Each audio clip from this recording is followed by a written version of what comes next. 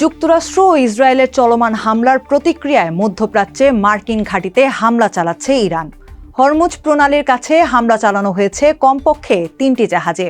এতেই বিশ্বব্যাপী বেড়ে গেছে তেলের দাম। অবশ্য হামলার আগে এই প্রণালী ব্যবহার না করার আহ্বান জানিয়েছিল তেহরান। বিশ্বের অন্যতম গুরুত্বপূর্ণ তেল পরিবহন পথ হরমুজ প্রণালী। বৈশ্বিক তেল সরবরাহের বড় একটি অংশ এই পথ দিয়ে হয়।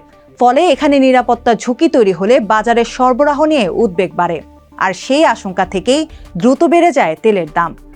বিশ্লেষকদের মতে যদি উত্তেজনা আরও বাড়ে বা এই নৌপথে চলাচল ব্যাহত হয় তাহলে আরও বাড়তে পারে তেলের দাম।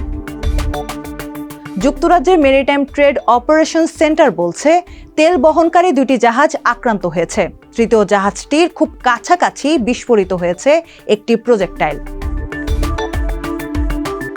2 মার্চ এশিয়া বাজারে তেলের দাম 10% বেশি বেড়ে গেলেও পরে তা কিছুটা কমে আসে। এই সময়ে ব্র্যান্ড ক্রুডের দাম 4% বেশি বেড়ে ব্যারেল প্রতি $76.16 দাঁড়ায়। যুক্তরাষ্ট্রের প্রায় 4% বেড়ে ব্যারেল প্রতি $69.67 পৌঁছায়। এমএসটি রিসার্চের জ্বালানি গবেষণা প্রধান শোল কাভনিক বলেন, এখন পর্যন্ত তেল পরিবহন ও উৎপাদন অবকাঠামোগুলোতে হামলা লক্ষ্যবস্তু করা হয়নি, তাই বাজারে এখনও বড় ধরনের আতঙ্ক দেখা যাচ্ছে না। হরমুজ প্রণালী দিয়ে জাহাজ চলাচল স্বাভাবিক হলে তেলের দাম আরও কমে আসতে পারে। তবে কিছু বিশ্লেষক সতর্ক করে বলেছেন, যদি এই সংঘাত দীর্ঘস্থায়ী হয় বা আরও বিস্তৃত আকার ধারণ করে তাহলে আন্তর্জাতিক বাজারে তেলের দাম ব্যারেল প্রতি $100 ছাড়িয়ে যেতে পারে।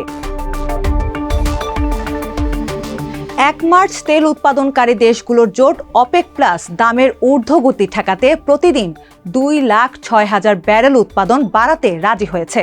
তবে কিছু বিশেষজ্ঞ মনে করছেন এই বাড়তি উৎপাদন বাজারে বড় ধরনের প্রভাব নাও ফেলতে পারে। যুক্তরাজ্যের অটোমোবাইল অ্যাসোসিয়েশনের প্রধান এডমন্ড কিং বলেন, মধ্যপ্রাচ্য জুড়ে অস্থিরতা ও বোমা হামলা বৈশ্বিক তেল সরবরাহ ব্যাহত করার অনুঘটক হতে পারে, আর সরবরাহে বাধা তৈরি হলে স্বাভাবিকভাবেই দামের উপর চাপ বাড়বে। আসলে জ্বালানির দাম কতটা বাড়বে এবং কতদিন স্থায়ী হবে তা পুরোপুরি নির্ভর করছে এই সংঘাত কতদিন চলবে তার উপর। ইরানের Islamic revolutionary guards crops IRGC দাবি করছে যুক্তরাজ্য ও যুক্তরাষ্ট্রের 3টি তেলবাহী ট্যাঙ্কার ক্ষেপণাস্ত্রের আঘাতের আগুনে পুড়ে গেছে। তবে এই বিষয়ে লন্ডন বা ওয়াশিংটনের পক্ষ থেকে কোনো আনুষ্ঠানিক মন্তব্য পাওয়া যায়নি। অন্যদিকে যুক্তরাজ্যের মেরিটাইম ট্রেড অপারেশনস সেন্টার জানিয়েছে আরব সাগর ও ওমান উপসাগর এলাকা জুড়ে একাধিক হামলার ঘটনা ঘটেছে। ওই অঞ্চলে চলাচলরত জাহাজগুলোকে সর্বোচ্চ সতর্কতার সঙ্গে যাতায়াতের পরামর্শ দিয়েছে সংস্থাটি। এদিকে জাহাজ ট্র্যাকিং প্ল্যাটফর্ম কেপলার বলছে হরমুজ প্রণালীর ওপারে কমপক্ষে 150টি ট্যাঙ্কার নোঙর করেছে, যদিও কয়েকটি ইরানি এবং চীনা জাহাজ 2 মার্চ হরমুজ প্রণালী অতিক্রম করেছে।